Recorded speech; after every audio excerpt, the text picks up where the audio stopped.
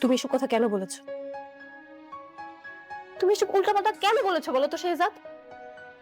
তুমি তুমি এসব কথা বলতে পারলে? ছি। এটা আমি না, এটা আমার কথা না। আমি 24 ঘন্টা স্যারের সাথে থাকি। স্যার এমন মিটিং কোথায় করলো? ওই চক্র সম্পর্কে তুমি কি জানো আমাকে একটু বলো তো। আমি সব জানি স্যার, সব জানি।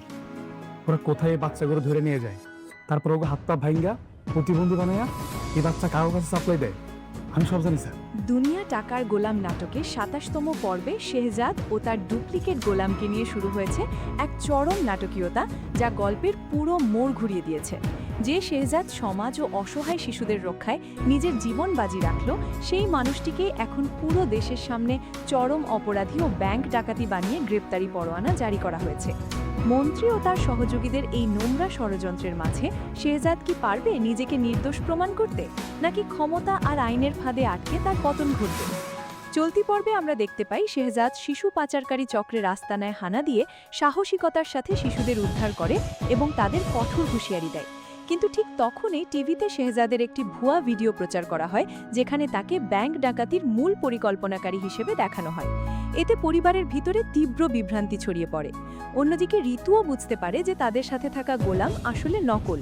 এদিকে পরিস্থিতি আরও জটিল করতে মন্ত্রী প্রভাব খাটিয়ে শেহজাদকে ধরতে মাঠে নামায় অত্যন্ত কঠোর পুলিশ অফিসার এএসপি শফিউল রাজকে, যিনি মন্ত্রীর অহংকার ভেঙে স্পষ্ট জানিয়ে দেন তিনি নিজের নীতিতেই অপরাধী স্বীকার করবেন।